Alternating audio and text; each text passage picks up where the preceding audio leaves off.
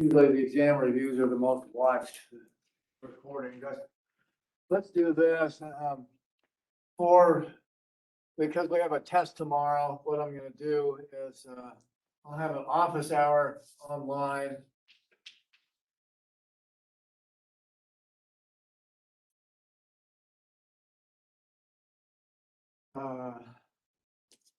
For office hours early tomorrow morning before class, in case you have some last minute questions. Let's say, 7:30 AM to 9:20 AM. Maybe you have some more questions on what we do today, in addition to my usual, office hour after class, which you probably won't need tomorrow. But I'll start real early. So I have 3 office hours tomorrow. One of them after is probably useless. And then, just remind you that exam 2 is next time.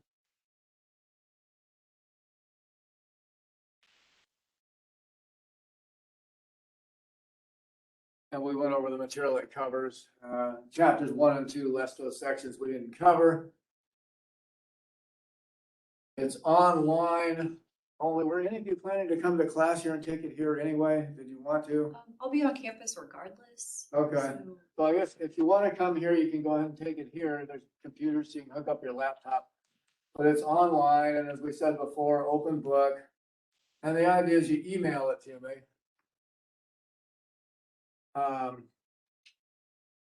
Open book means open notes, open computer, just no help from any person.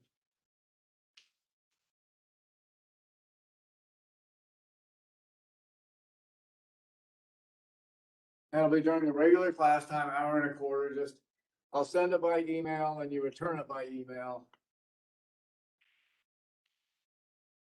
So the address you've been getting my other messages from is the one I'll send it to unless somebody requests otherwise. Any questions on the exam that you want to ask? On the format, we'll go through problems shortly. so like on here, you had like hint, this is a Bernoulli equation. Yeah. Will you do the same thing on the actual exam? Oh, that's a good point. On the actual exam, I may tell you which method to use, Okay. just because you have all these, I have calculators that will do the solution for you, and Symbol Lab will do all the steps, and I'll tell you a different method than Symbol Lab gives, so you can't just copy the answer. So you have to be able to do all the steps.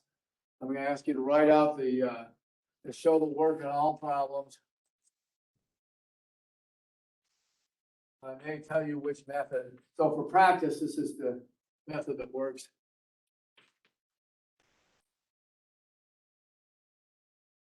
But in some sense, I'm telling you which method to use there. So you have to know all the methods.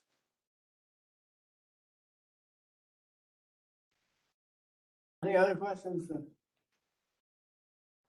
Did have one more, but it escaped me. Okay, that's the problem. All right. Oh, so with the show work, on the like calculus parts of it, like if we do an integral and there's Right. partial fraction decomposition, you Well, want us to show those steps as well, or if we That's know a them? very good question. She's asking, if you have calculus integrals and so forth, or derivatives along the way, do you have to show your work on those? You can use your calculator or online or hand calculator, it doesn't matter which on the calculus parts. So no work needed on your integrals, unless I say otherwise.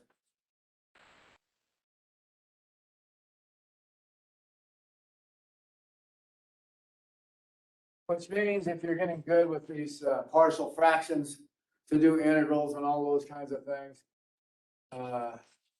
with the calculator, you can go ahead and use the calculator.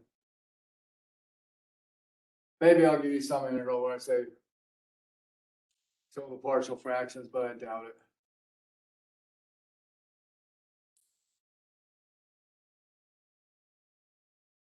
And also on the derivatives, you don't need to show that.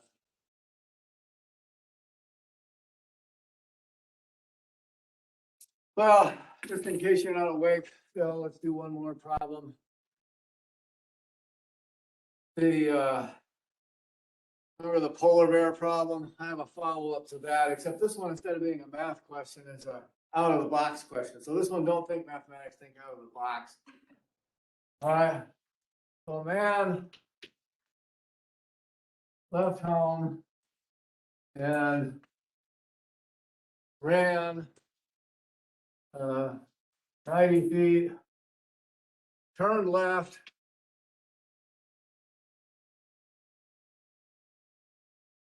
$90,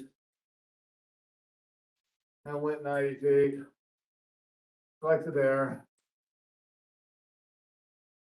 turned left,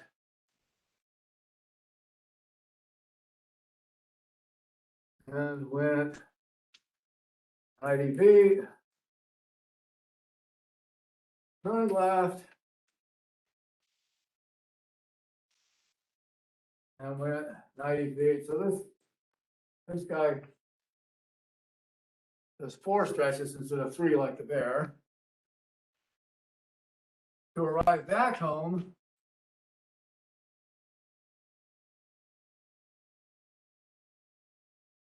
where he met 2 masked men. Who were they? Everybody know this one? The catcher and I don't know, some other baseball person. Oh, boy, you got the right answer. Yeah, it's the catcher and the umpire, right? It's a baseball diamond. All right, so I told you it's out of the box. It's not a math question. All right. The catcher and the umpire is the correct result. Answer. Well, I want to finish what we were doing yesterday, so I don't leave it hanging till next week. Let me do that quickly then. And have that up here somewhere. There it is. Here's just to remind you. We have this problem, and we said, even though we know how to solve this one by separating variables, let's see if we could have just qualitatively analyzed it as a simple problem for our qualitative methods that we use when we can't solve differential equations, and we're interested in the general flow of solutions, not just in one initial value problem solution that you can do numerical method. And it was this one, dy dt equals y times 1 minus y. And we drew all these different pictures. Let me restore some of these so you can see what's going on.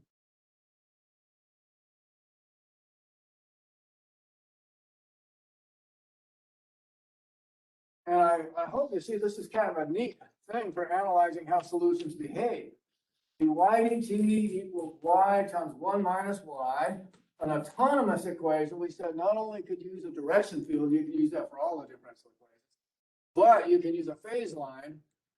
And so we had this following phase line, which is the y number line, that we could construct as follows. By the way, here's a really good reference for this if you want to look this up in another textbook. This is the most classical, currently in use differential equations book that I know of.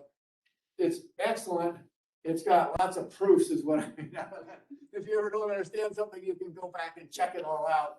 But it's done very carefully, and lots of major universities across the country use it. Boyson de Prima, elementary, I think it's called something like differential equations. And anyway, Boyson de Prima differential equations book. There's different versions. Some of them include partial differential equations. That just means there's more chapters at the end of the same book. But you can check it out at the library if you want, and order it online if you like it, right? So it's a reference. They do a nice job with this stuff, and some of the other things we do too. My notes are sort of based on this book. We used to teach out of this book. We had a phase line by first calling this f of y, and we would do the graph of y versus z equals f of y, and said, I know if I write z equals f of y, that z equals y minus y squared is a downward parabola with intercepts at 0 and 1. looks like this. And now, where this graph is positive, right, above the y-axis, which is horizontal now, we know that looking at the phase line, I'm still not putting arrows on it. This is the y line.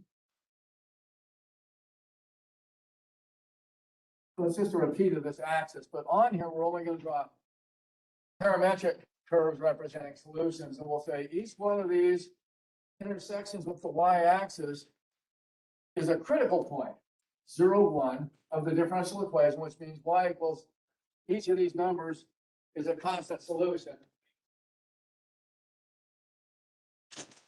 All right, it's getting too noisy up there. So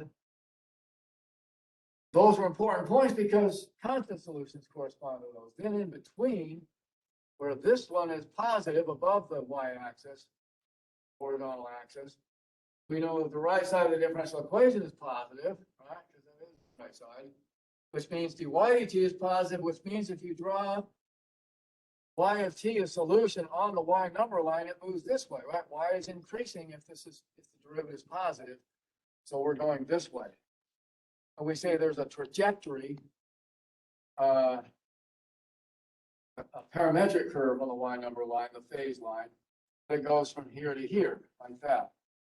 And then where this is negative, which would be here and here, there's a trajectory over here that goes left, because now if this is negative, dy dt is negative, your solution plotted just on the y line goes this way.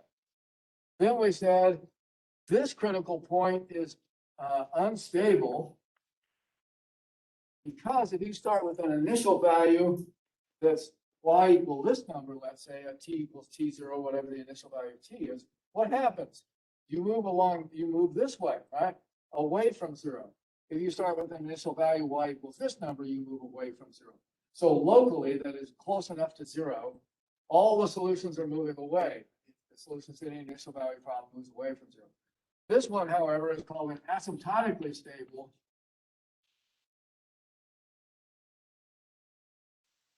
critical point, because the arrows head towards it on both sides, right? If you start with initial value here, your solution will move closer and closer to 1. If you start with initial value here, close to 1 on the right side, it will move closer and closer to 1. So that you identify what kind of critical point each is, and then just, we don't have one here, but just for your information, if you have one of these that moves towards it on one side and away on the other, we would call this, as a side note, semi-stable. It has that.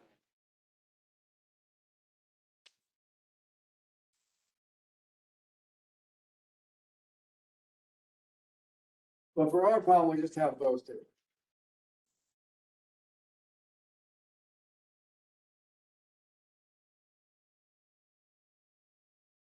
Now,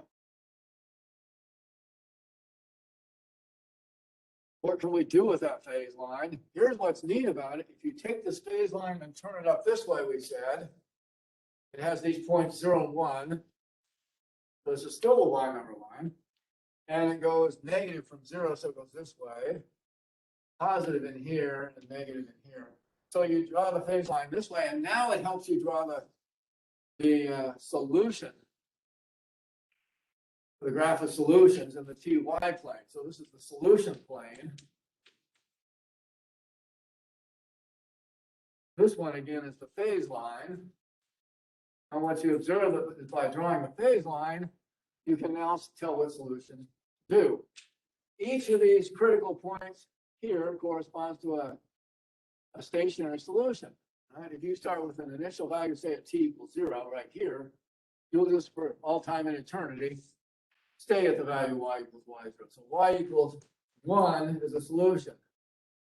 This is a critical point of the differential equation, right? Put 0 for y, and dy for the constant y equals 0, then dy dt will also be 0. These solutions, like we said before. So if you start with initial value y of 0 equals 0, you just move on this horizontal line. But it's also y equals 0 is also a solution. And then in between, these are the projections, right? This is y written as a function of t, only showing y, not t. what that tells me is that solutions in between have to go like this. As t increases, we move this direction. You don't have to draw the arrows. But the idea is that as you move, you're moving along a curve like this, and its projection is this trajectory in the phase line. And then what are all the other trajectories over here? We didn't get to that. And then these over here move down because their projection here is this one, right? What you're doing here you're plotting all the points t, y of t, right? That's the solution curve. And here you're just plotting y of t, so you're just showing the y part. And so as this moves, you can think of projecting it over here. This is the, you have a light out here and it projects each of the points like that.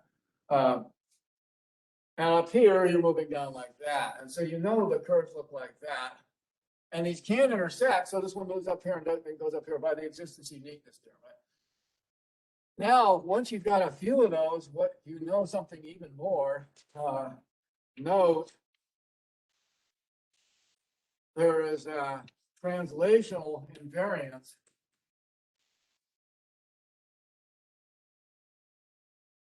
in t. Think of t as time, maybe. It doesn't matter whether you start the system here and let it evolve, or if you start the system here and let it evolve. If you start with the same y value, it will move exactly the same y. Because if y of t is a solution,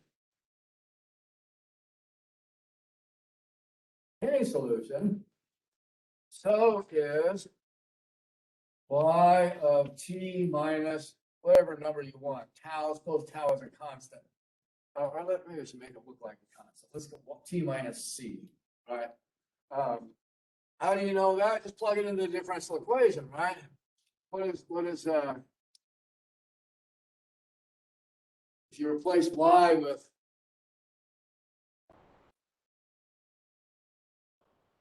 I should call this y1, one solution. So is y1 of t minus c. If you take dy dt on the left,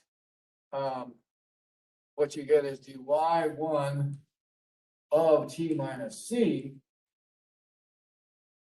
dt on the left is what? Well, it's derivative of y1 of t minus c. We call this tau. Respect to tau dt by the chain rule. But the tau dt is just one because tau is t minus c, right? So that's just one. And the left side, you've got y1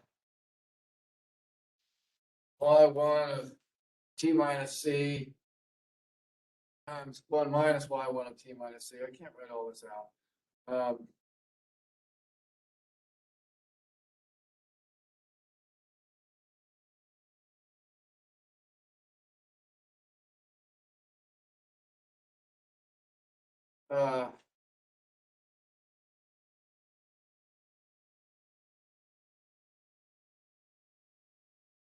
And the thing still satisfies the differential equation if you put in the shifting constant. What that means is that every single trajectory is exactly the same between here and here. It's exactly the same shape as this one. Just move over some c units because what after all is this? This is this graph, except replace t by t minus c. It has the same y values if you just make t c units greater, right? This is a shift in the horizontal coordinate. If you make t here, c units bigger, then you get the same value as you did with this function before. So you get exactly the same shaped curve.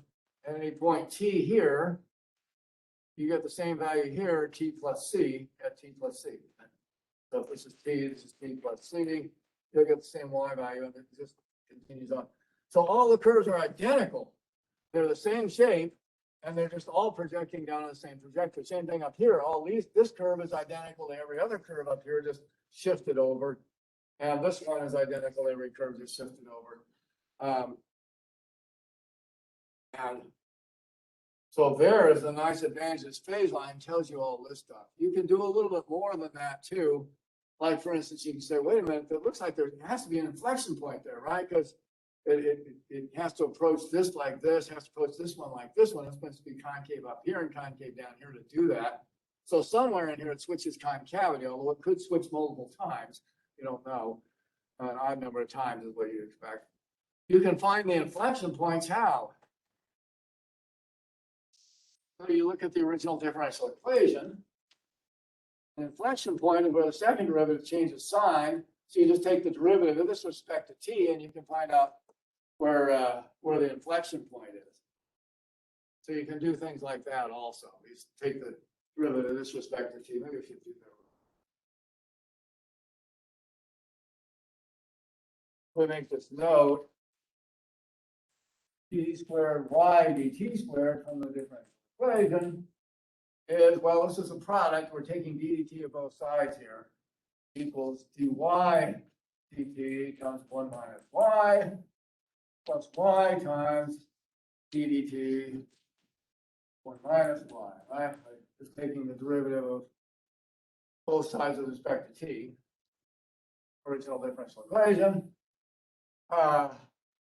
Now, what dy dt by the differential equation is itself y times 1 minus y.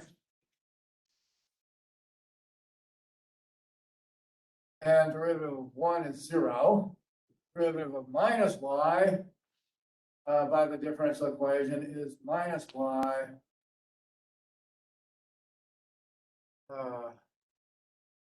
times 1 plus y, right? You get minus the derivative of y is minus y times 1 plus y by the differential equation. So by plugging in from the dE for the derivatives here. And let's see, this is y times 1 minus 2y plus y squared minus y squared. That's this minus y times minus y squared. Oops, plus y times minus y squared. Sorry.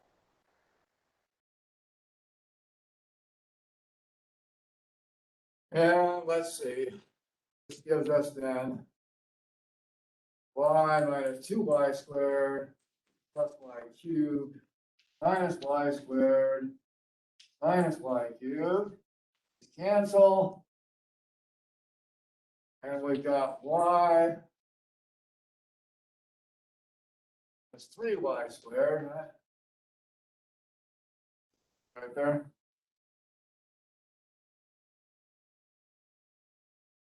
Y times 1 minus 3y.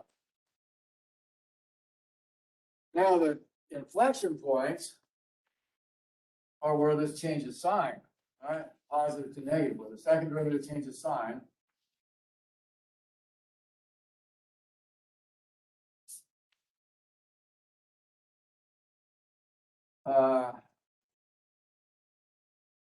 And I should say a little bit more, it's where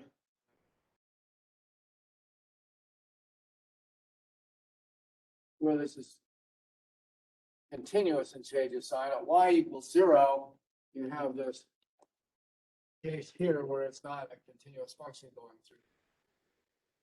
So at y equals 0, the second derivative equals 0 doesn't count. That just says you have a horizontal solution. But where y equals 1/3, this thing is equal to 0. So we have an inflection point where y equals 1/3. Now we can figure out how to draw this halfway in between. Kind of mistake somewhere.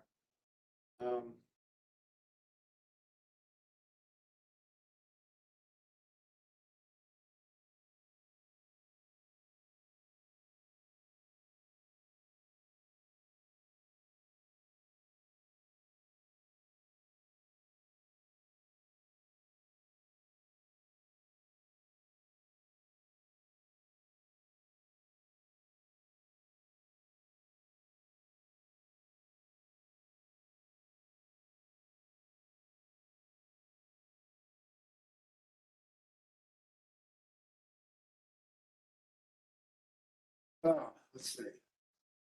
No.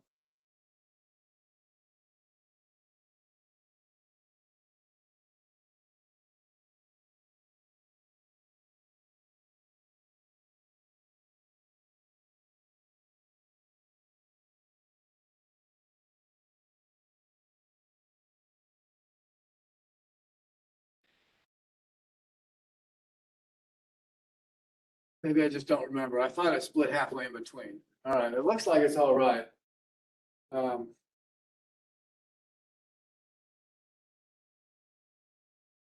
So there's an inflection point where you have a continuous function like this at y equals 1/3, which tells you that actually what you should do is go, this was 0 and 1. So it's about here. That tells you should actually be making the inflection point about there. All right, so you can do things like that. But it tells you some very interesting qualitative properties that the limit as you go to infinity of solutions, evidently, say, that's what you say when you don't want to prove something, by the way. Anyway, evidently, but sometimes that's where the mistake is. There's a great movie I'll recommend to you. It's online, it's just Google it. A mathematical mystery tour, I think it shows something out of here, but it's too long. I show short videos. This goes back to like the 1980s. You can see some of the great mathematicians back there. Sir Michael Atiyah, who's recently died, for instance, or is knighted, Sir Michael Atiyah. One of the great modern mathematicians is on there being interviewed. Some other great mathematicians too. And then one of the things one of them says somewhere along the way is, you know, when one of these mathematicians make this great mistake trying to do a great proof, it's usually where they say, it is obvious that, and, you know, that's what happens. When I write evidently, it's probably where my mistake is. But that's really true in mathematics, unfortunately. It's too detailed and we'll make a mistake there. But we'll still say evidently here because this is well known. This is, all right. Same thing as a hand waving proof that physicists do, right? They wave their hands and then you believe them. We don't have to prove it that way. All right. This is the mathematician's hand waving proof. So evidently, the trajectories have this property with an initial condition. Also applied an initial condition. Y of t0 equals y0. You get this result. If your t0 is less than 0, then you're starting here and you go down this way. And you can see it from the phase line alone. Your solution will head down to minus infinity. Y goes to minus infinity as t goes to infinity if the initial condition y coordinate is less than 0, right? You just see it from the phase line and it translates over here.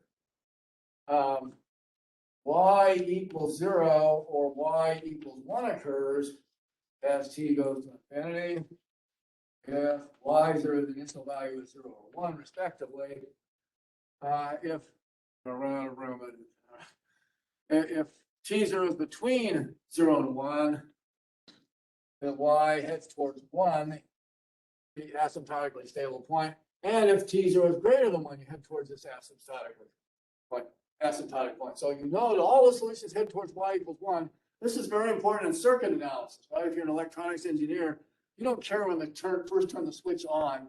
It usually quickly decays like this to some steady state, right? And you want to see what the circuit's doing in the long run. Maybe surge at the beginning, but you're interested. What is this? What is whatever the current flowing in the long run? Well, y heads towards 1 as t heads towards infinity on any condition where y0 is bigger than 0, in fact.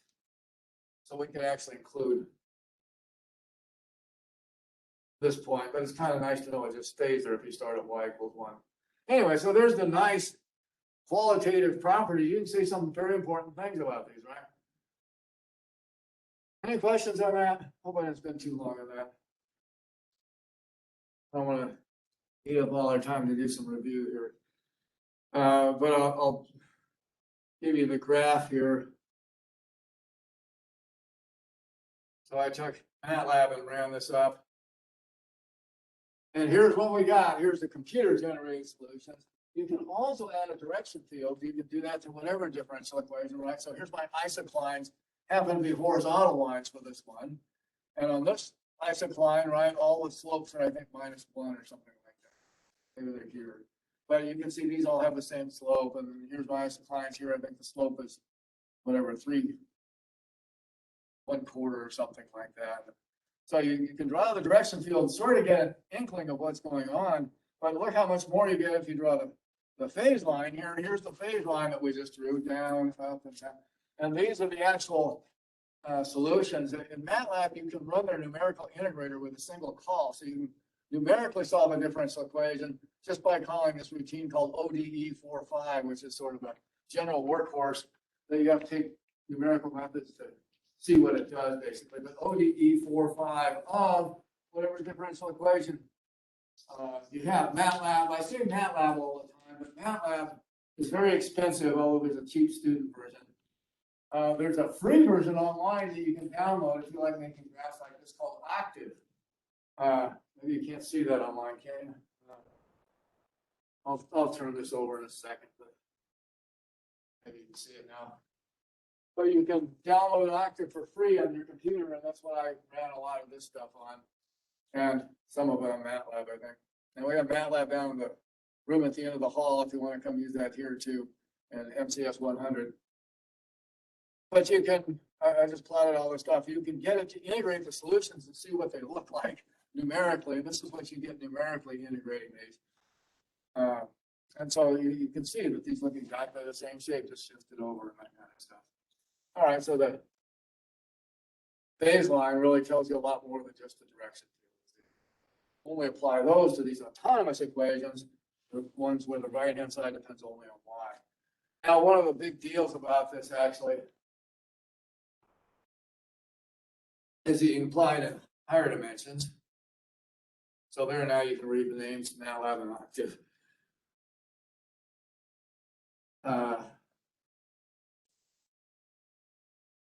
Like an additional note.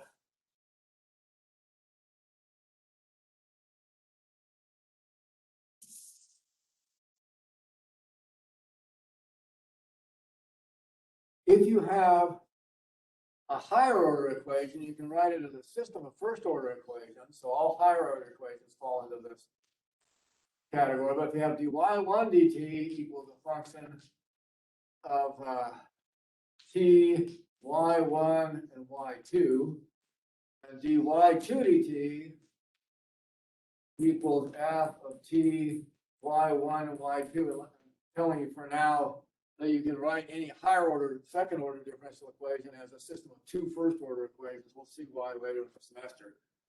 What you can do now when you have two differential equations, either given as two or given as a single second order equation, is you can do, instead of a phase line, a phase plane.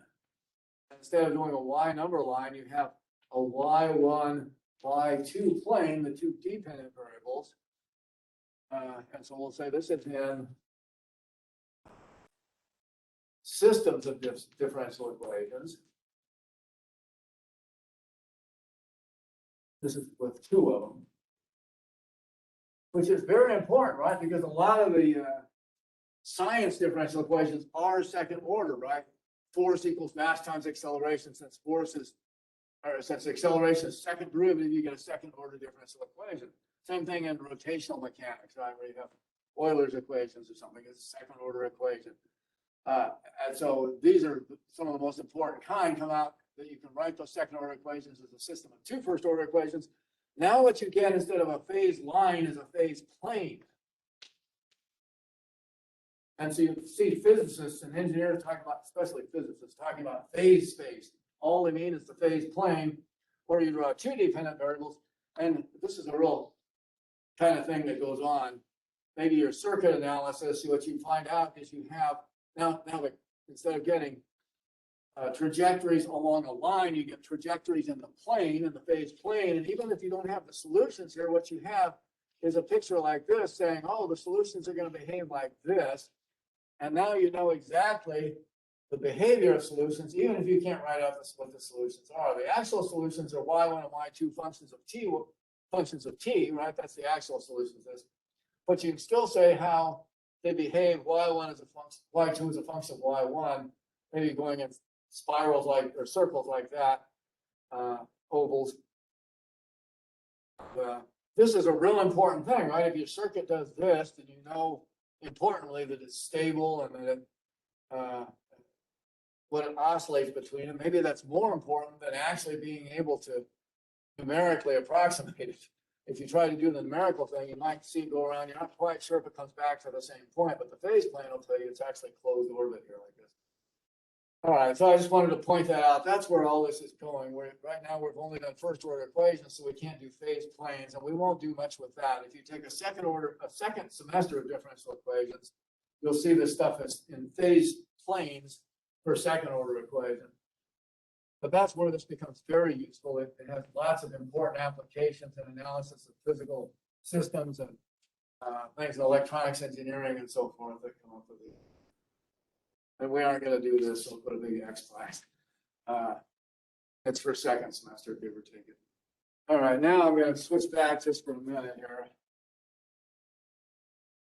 That was an example of a more general problem. This is kind of a neat problem here. Remember, we have this basic model for population growth. dy dt equals the growth rate times y. So the growth rate is proportional to the population present. Twice as many animals have twice as many babies is the concept there. And then you have an initial population, y at time 0 is y0. We found out that was exponential growth forever. That was unrealistic, right? Pinky in the brain would overtake the earth finally, right?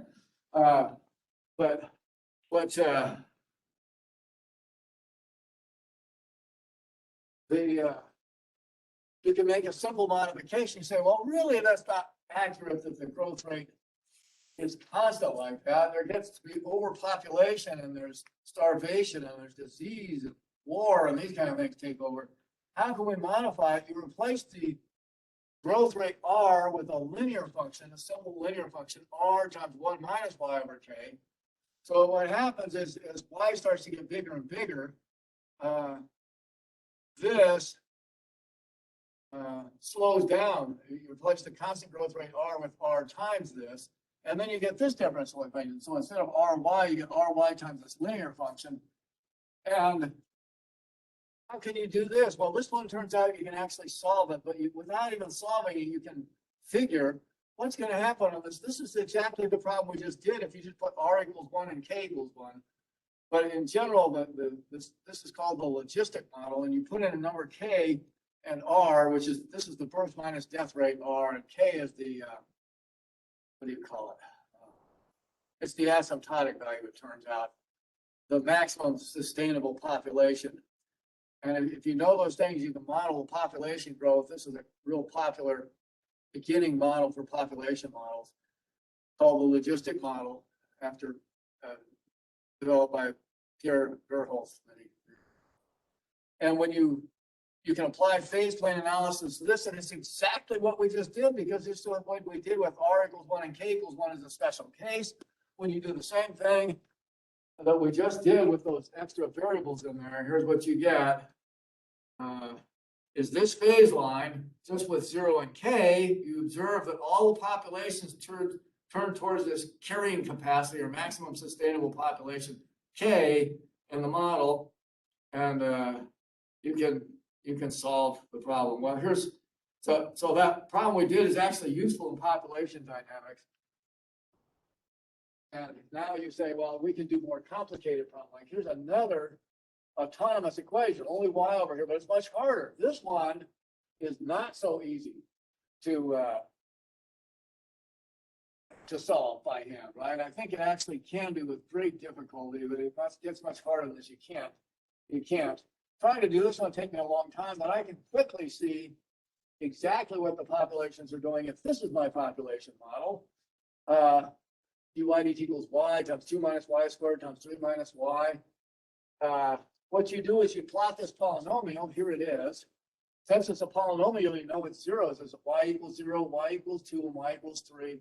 And you can sketch it by hand even without your calculator, right? Because, right, at each of the zeros, it has to touch the x-axis, the y-axis. This is the y versus f of y plane again, like we drew in the last example, right? You draw y versus f of y, the right side of the differential equation. And it's this polynomial this time. It has to touch the axis at y equals 0, 2, and 3. But when you have a simple root, right, a first power of a factor here, then it crosses the axis, right? And then the end behavior, you know, because the highest power, y times y squared times minus y is negative, right? It's minus y to the fourth. You know, it has to go down on both ends for an even polynomial with negative leading term. And so you know how to sketch this by hand without maybe getting all the detail here. You can see that it goes like this, and where you have a repeated 0 an even number of times, it bounces off the axis, right?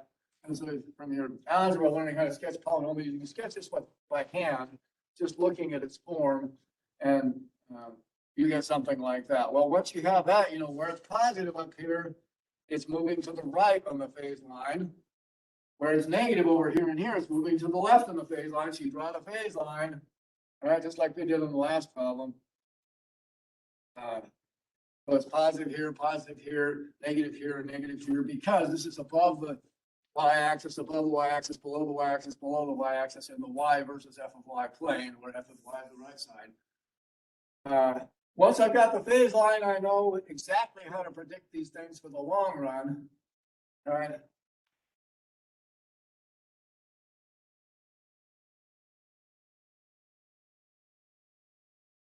I can project it over, and now I take the phase line and I turn it up like this. And I observe at each critical point, 0, 2, and 3, that made the right side of the differential equation. I'm sorry, these characters didn't come out right again.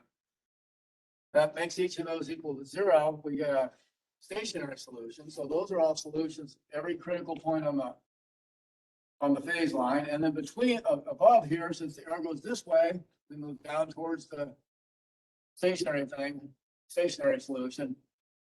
Where the phase line, we're going this direction, we move up like that.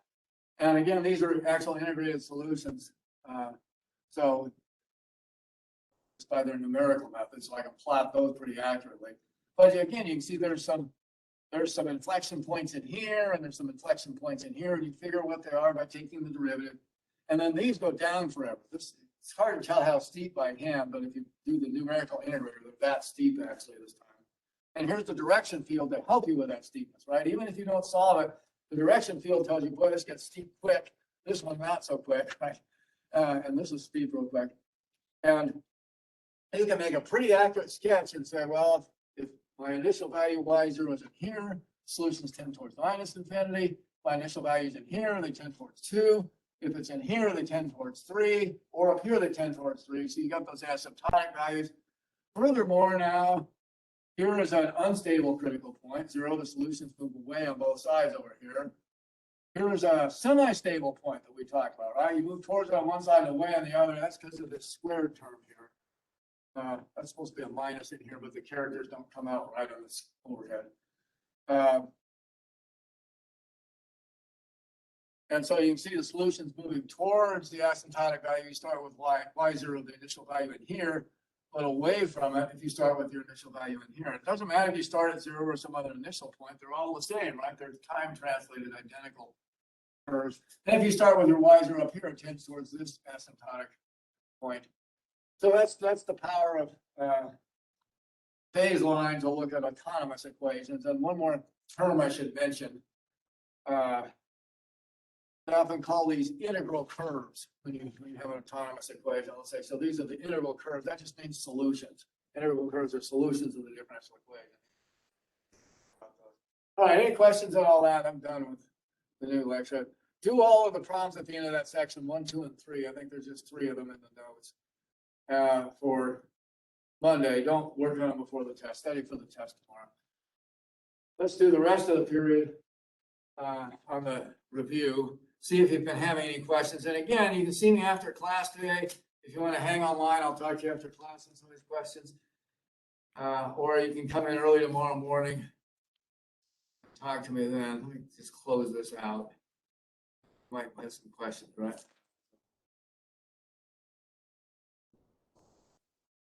Here's the first part of the exam. You should have it by email and also on D2L if you lost your email. Anything in particular you wanted to look at, any of those problems? Okay, So if you wouldn't mind scrolling to 6B. 6B, okay. Just waking you up again. All right. All So, right, so here it is, yeah.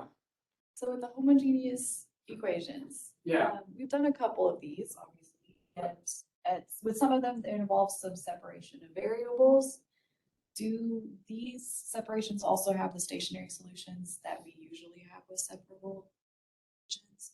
Oh, yeah, a separable equation may or may not have a, she's asking, these can lead to separable equations. In fact, we proved that, any homogeneous equation, the substitution v equals y over x always creates a separable equation. A separable equation always has stationary solutions wherever the right side is zero, but the right side isn't necessarily zero, so it may or may not have stationary solutions.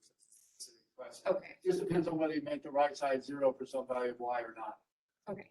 That's the whole Did you want to do that one or just have that I question? figured it out. I've got the Okay, answer. I okay. just wanted to make sure that it didn't or did have stationary Yeah. solutions. And then if you wouldn't mind actually working 6E. Okay, 6A, then that's one. Yes. Let's look at this one. I'll write it over here. The camera. dy dt equals, yeah, you picked the hardest one, of course. That's a good idea, though. I would too. T cubed, y minus t squared plus y over t together with y1 of t equals t is the non-solution. So I ask you to use a Riccati equation here. Let me.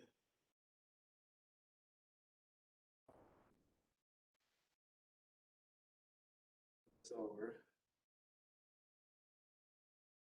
There it is. So given y1 of t equals t is a solution, you can just plug it in and see, right? Plug in y equals t here, then you get 0. Plus t over t is 1.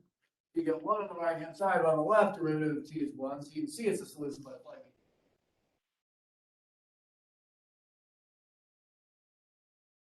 Find also all other solutions.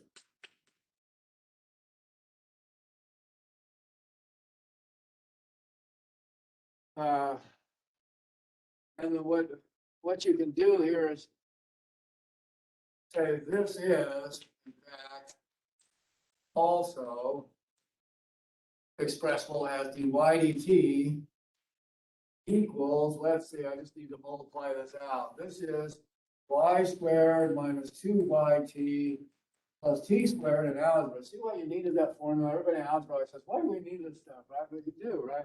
You square out a difference like that, there's the result. You find out differential equations is the answer, right? T cubed times y squared minus 2yt plus t squared, all plus y over t. And let's see.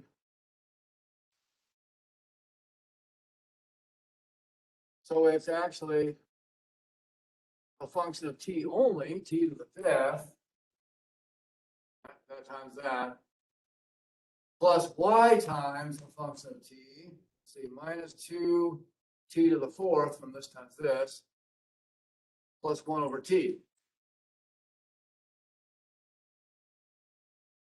Plus y squared times t cubed. You say, oh, that's a Riccati equation, right?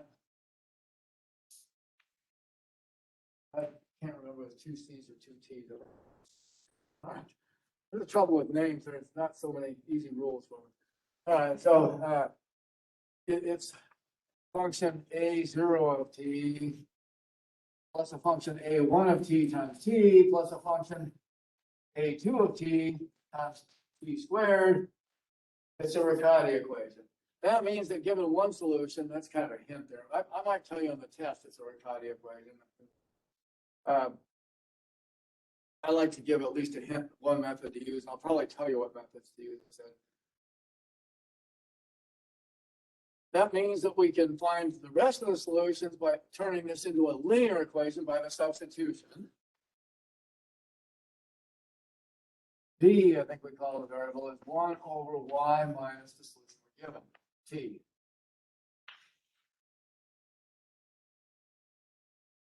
So 1 over y minus the given solution plugged in will always lead to a linear equation. We proved it last time. So let's use that fact to solve this particular example, right? If we do that, then what we have is by multiplying by y minus t and dividing by v, I have y minus t equals 1 over v. So y is equal to t plus 1 over v. And what I've done, why have I solved for y? It's so I can figure out how to substitute for dy dt, right? This tells me how to substitute y out to get v on this side, but I also need dy dt. So I'll solve this here and I'll say this means dy dt is equal to the derivative of the right side, 1 plus, what's the derivative of 1 over v? It's minus 1 over v squared times dv dt, right? Because we're taking derivative with respect to t, not with respect to v. So by the chain rule, the derivative of v to the minus 1 is minus 1 v to the minus 2 times dv. And this is where if you just let the machine do your derivatives, you really be a long time trying to do this. You have to, even though the machine can do them now pretty well, right? Because derivatives is step by step, right? You still have to be able to do these by hand. It's too long otherwise. All right. So there's that one. dy dt can be replaced with this on the left. Now the dE becomes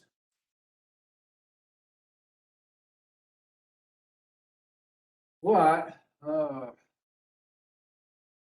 Let's see, dy dt on the left is this thing. 1 minus 1 over v squared dv dt. That's just it's a substitution method, right? This whole section is substitution method. That replaces dy dt equals all this stuff on the right. Equals t cubed times, let's see, what's y minus t squared? Well, y minus t was 1 over v, right? So I use this for y minus t and I get 1 over v squared. And then y over t, let's see, if this is y, I just divide this by t, and I replace y over t with 1 plus 1 over vt. There it is.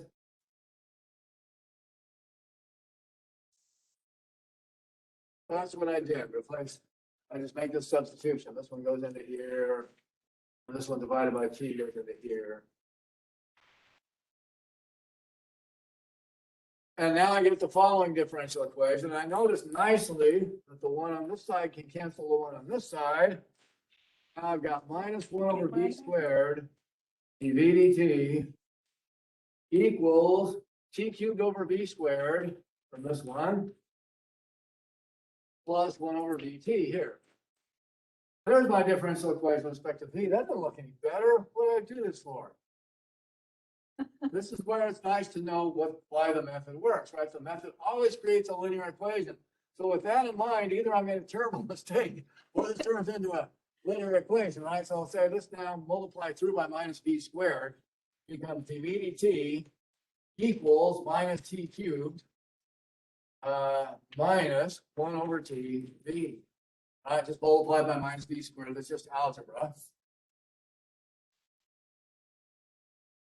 And now you can rearrange it to see. This is equivalently, I wrote implies, but these are actually equivalent. dv dt plus 1 over tv equals minus t cubed. There it is. It is, in fact, a linear equation. dv dt plus p of tv equals f of t. See how I sneak this thing in? Now you have to solve a linear equation too. That's probably what I'll give you instead of a correct linear equation on the test. I'll give you one of these that converts to a linear equation. Then you have to solve both. Otherwise, the test is too long usually.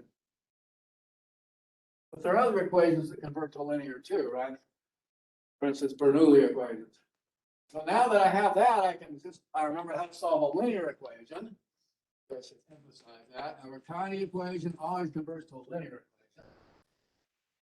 equation. To solve the linear equation, remember, linear equations always solve at least in terms of integral. So I can at least write the solution as an integral using the integrating factor e to the integral p of t dt equals e to the integral 1 over t dt.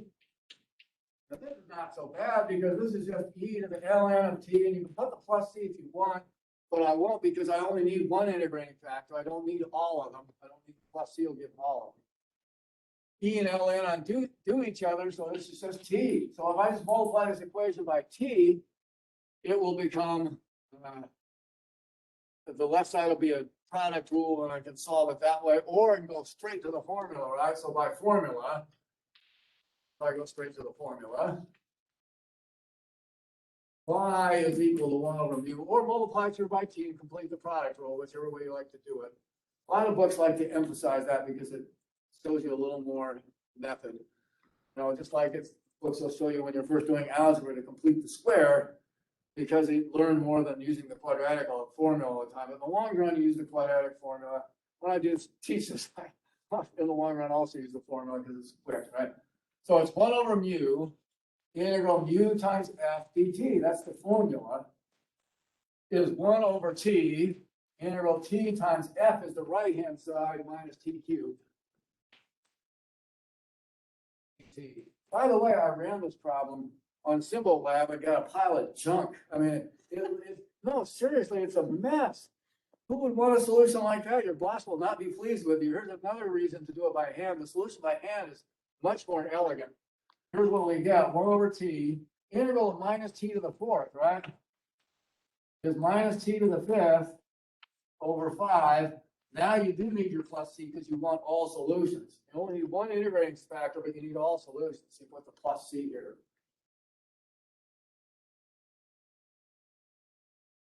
So I can tell if you're on Symbol Lab this problem. You're gonna be a big mess. All right. And now we've got, oh, and I wrote y here. This is not y, it's v because the differential equation was. This is where Symbol Lab helps. So check your answer. V equals minus t to the fourth over 5.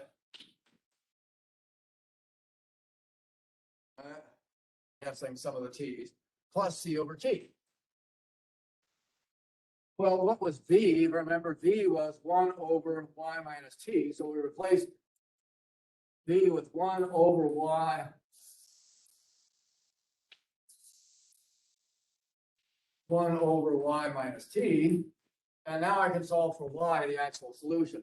I'll turn this upside down and say this implies that y minus t is this one upside down. 1 over 3 over t minus t to the fourth over 5. So there is by taking the reciprocal of both sides, right?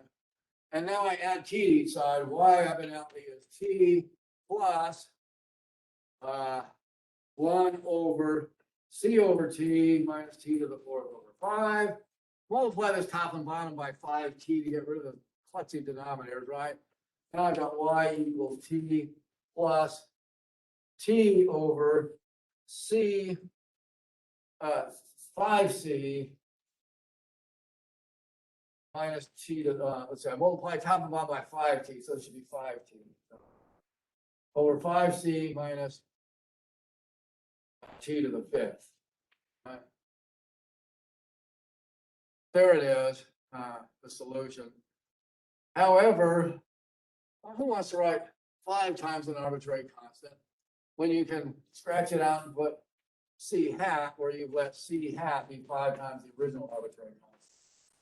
So this is your general solution: y equals t plus 5t over any constant whatsoever minus t to the fifth. These are all the solutions other than y equals t. And now you see kind of nicely that if you let c go to infinity, the denominator goes to 0 here and you get your other solution, y equals t. It was a limiting case of all these solutions, is what it turns out here.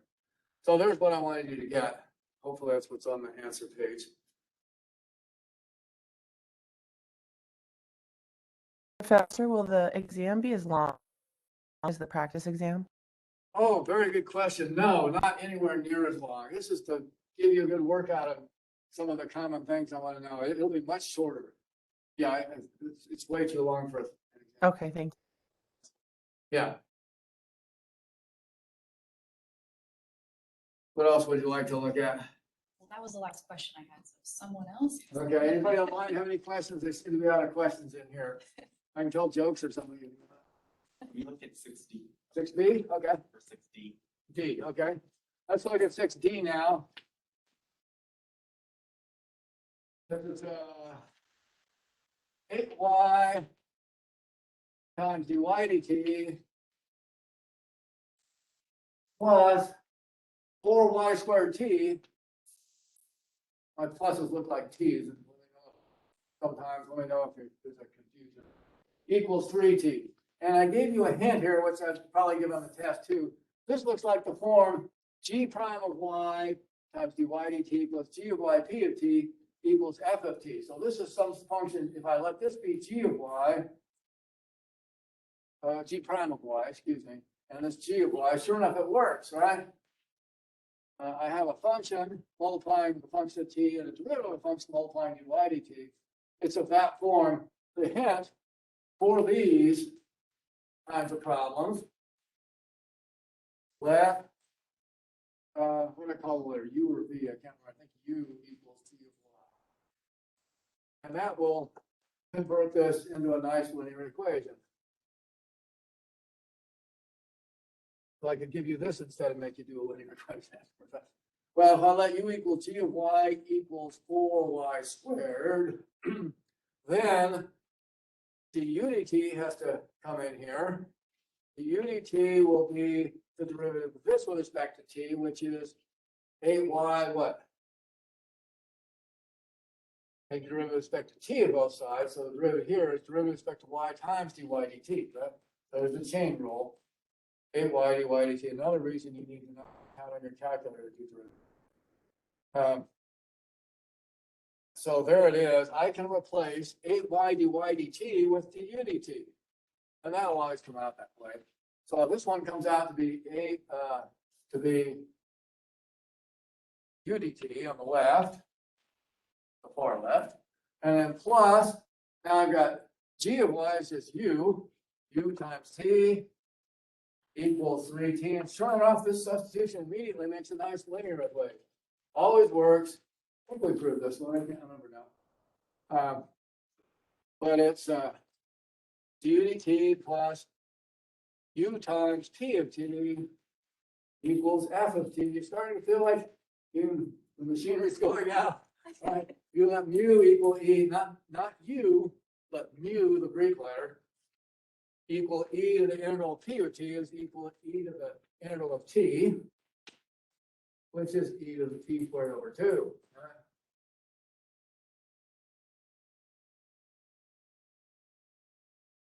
So if we just multiply this through by e to the t squared over 2, the left side will become a product rule, or we can go straight to the formula, right? Y equals 1 over mu, integral mu f dt is e to the minus t squared over 2 is 1 over mu, times integral mu is e to the t squared over 2, times f, the right-hand side is 3t dt. And what did we say about this integral before? For this one? This is where you might want to get your online calculator before the test, because it will do this and you can do it rapidly. And I said on these integrals, you can just use the calculator, your TI-89 or your TI Inspire or the Casio ClassPad or the HP Prime, whatever one you got, or use the online calculator. It does these just fine. Go to your favorite one. I hope the internet doesn't go out, right? And you can do this on there. If this was just this, that's a non-elementary integral. You leave it like that because it's considered a tabulated integral. It can be done with something called the error function. That is, right, a standard function. But with an odd power of t multiplying it, it actually falls to integration by parts. So I'll do it by hand here. Here's the hand way. If I let e to a function suggest I make the substitution, maybe we're going to not use u since it's over there. V equal t squared over 2, d substitution, then dv is this, its derivative of this dt is just t dt. Right? And so the t dt becomes dv. This is v. And now it's e to the minus t squared over 2. Integral of 3 can come out, 3 times the integral of e to the u du. How easy, right? You didn't need the machine for this one. It is just as fast, right? It's 3 e to the minus t squared over 2 times integral of e to the u is e to the u plus a constant. And you need it here, or you will only get one solution, right? Now u was t squared over 2. So this is equivalently 3e to the minus t squared over 2 times e to the t squared over 2 plus a constant. And these two cancel, so they give 3. This time this is 3. And then this time this gives you 3c, I'll call it c hat, e to the minus t squared over 2, or c hat is 3, c is an arbitrary constant.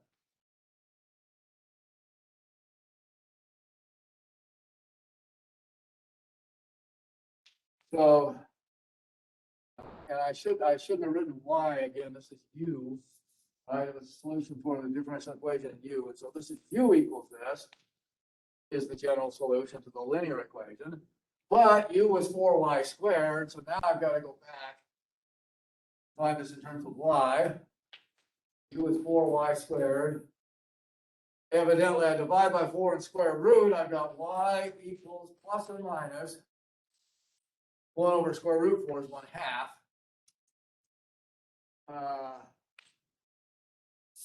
Square root of 3 plus c hat e to the minus t squared over 2. No problem with that square root as long as c is non-negative. If c is negative, this is only for some values of t. I just want it like this. So this is actually 2 sets of solutions. You have to choose the plus or the minus. That depends on your initial value. If your initial value y of t0 equals y0 has positive y0, then you have to use the plus sign because this means the non-negative number that has the square, right? This radical sign is the non-negative number that has that square. So if y0 is positive, you choose the plus sign. If y0 is negative, you choose the minus sign. It might be either. These are 2 sets of solutions. One for the plus and one for the minus. That solution is a function, not a multi-valued function, plus with minus. But you just leave it here. Thank you. Yeah, you're welcome. Anything else you want to see today? Get all the others?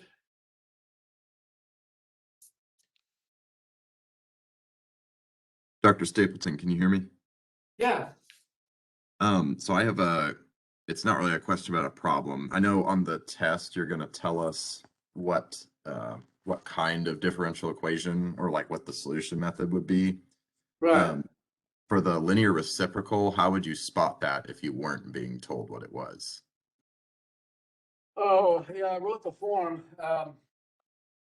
If it looks like dy dt equals 1 over a function of t times y plus a function of t. If it looks like that, then it's a linear by taking the reciprocal. Because what you do is you turn it upside down and get equivalently where t isn't equal to 0. dt dy where this denominator is equals a1 of t. Oh, I wrote this backwards. A1 of yt. If it looks like this, a2 of y. If it looks like this, then it turns over to a1 of t times y, a1 of y times t, sorry, plus a2 of y, and now you can see it's linear, right? You can put this over on the other side by writing minus and equals. So you turn it over and switch a1 to the left, and now this becomes your p of t, including the minus, and this becomes your f of t, f of t of y and f of y. Just can't do it again. But that's why, when it looks like this, then you can kind of see, if you just turn that upside down, then it will turn into a linear equation. Okay, so like the example they give is like, let me see if I can find it. It's dy dt equals y over 2 times t plus y to the 6th in parentheses. So like, how would I spot that that's 1 over a of yt plus b of y? So it's y, It was right one side over- over y on the numerator. Yeah, what is it? So in the numerator on the right-hand side, it's y. And then in the denominator, it's 2 times, in parentheses, t plus y to the 6th. Oh, yeah. Yeah, This is that's the last not question so I have. easy. After that, somebody has a question about 10. Okay. Yeah, this one is not so easy to spot, is it? I have trouble spotting something like this too. If you want to look for that, I suppose you rewrite this as 1 over. Right, you divide top and bottom by y, so it looks like this. And then it's 1 over 2t over y, 2 over yt. Plus 2 y to the 5th. Divide top and bottom by y, so it's 1 over, like in this thing here. And now you see, oh, this is a2 of y, and this is a1 of y. So divide top and bottom by y to get 1 over, and just have a denominator, and then you can see that form. Okay, thank you. That makes sense. So somebody has a question about 10. I'm not sure which section it is, but they just said 10. I assume it's on the review, is that right? Solve it and apply the initial value. That's a very important thing. We haven't been doing initial values here.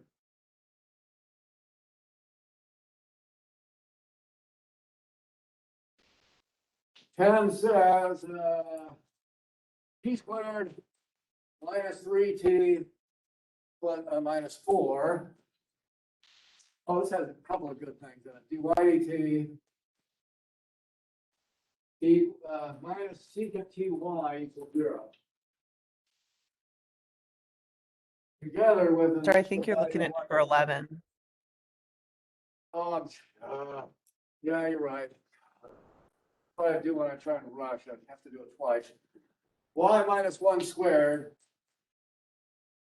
dy dt. That's why they say don't run out of the movie theater, it's burning, right? Because it will fall in the aisles and take twice as long.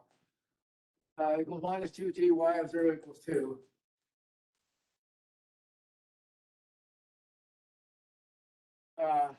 And what I say here, solve it with an alternative theorem for nonlinear initial value problems, guarantees a unique solution, and if so, find the largest interval. So we may not have time to finish this during the hour, but I'll stay after for whoever wants to, we'll finish it. So to solve this, I notice it's separable, right? I could just multiply by dt and get y minus 1 squared dy equals minus 2 dt. Separable differential equation. Now, once the variables are separated, I put an integral inside. Integral of y minus 1 squared. This is an easy one. You can multiply it out and do it, or you can just do this, like u equal y minus 1, right? And then dy becomes du. So this is just integral of u squared to u equals minus t squared plus a constant. Integral of u squared to u is u cubed over 3. Oops. Yeah, u cubed over 3 equals minus t squared plus c. So u equals cube root. We don't have to worry about the plus or minus. Cube root gives you unique result. Minus, let's see, 3c, I could just call 3c, I could call c hat, minus 3t squared, where c hat is an arbitrary constant equal to 3 times the original one. So if u cubed is this times 3, use the cube root of that times. Now there's the integrated solutions, and there are no stationary solutions, right? Because if you divide this by y minus 1 squared and try and make the right side equal to 0, you can't, right? This is the question in the beginning. dy dt written in this form is an f of y times g of t. You can't make f of y equal to 0, y minus 1, because right, it's in the denominator. You can't make a quotient 0 by doing something to the denominator. It's 0 when t is equal to 0, but that's only a point. You can't make a solution equal to 0. All right, so there are no stationary solutions. These are all the integrated solutions. That's all you have. Now u is equal to y minus 1. So we have y equals 1 plus cube root c hat minus 3t squared. Now we apply the initial value. Apply y of 0 equals 2, which means we put y equals 2 and t equals 0 in here, 1 plus cube root of c hat plus 0. Evidently, 1 plus 1 is going to equal 2, c hat must be 1.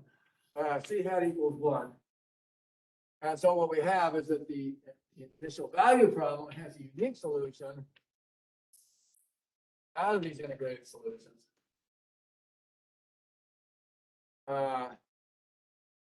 Well, at least out of the integrated solutions, y equals 1 plus cube root of 1 minus 3t squared. So there's the solution. Now, is that unique according to the initial value theorem? This just says these are all the integrated solutions.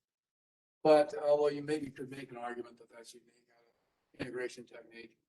If you apply let's write this as f of ty. If you want to apply the existence uniqueness theorem, you have to put it into this form. dy dt equals this. You put it in normal form for a nonlinear equation, right?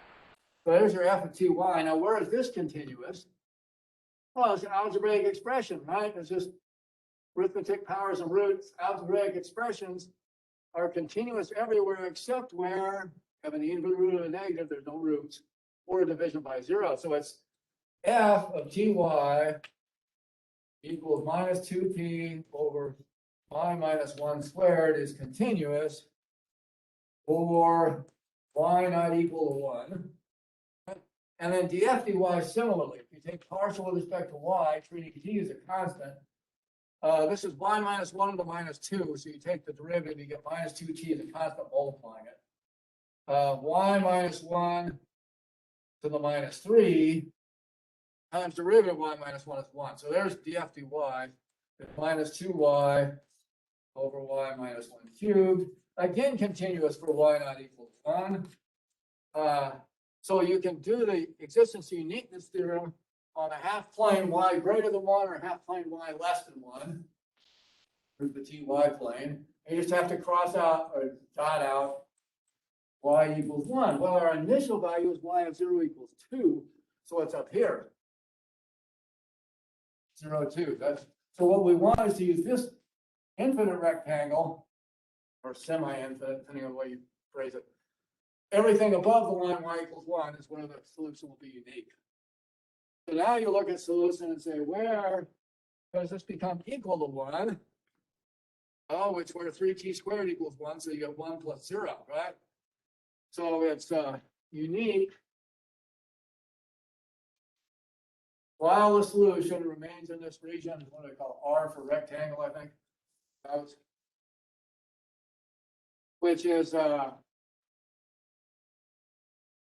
while this square root is positive. So it's unique for the argument greater than 0, 1 minus 3t squared greater than 0 to keep it in this rectangle. Once it's in the boundary, it may fail, which is, then you solve this equals 0.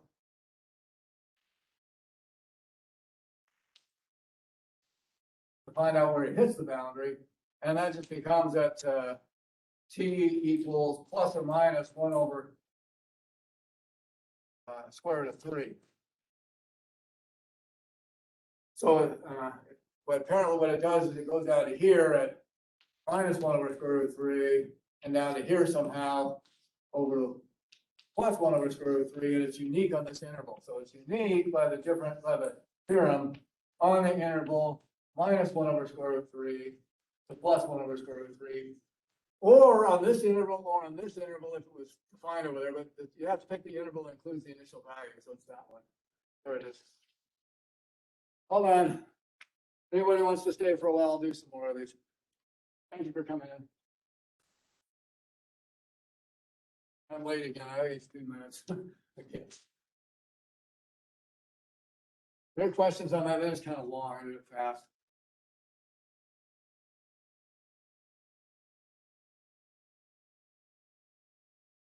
Separate variables. Right, and you get this solution. Rewrite it in the form dy dt equals, call this f, and wherever f and its partial derivative with respect to y are continuous on a big rectangle, an open rectangle in the plane, can be infinite. That's where these solutions are unique. It says you're unique. You take the rectangle that includes the initial value. It's this up here. So you're unique until the solution that we found comes down and strikes the boundary there, which is at t equals plus or minus 1.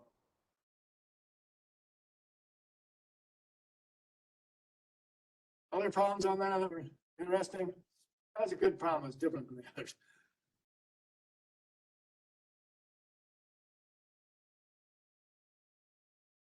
Yeah, well, come see me as you take an interest. I'm be happy to do some more for you. Thank you so much.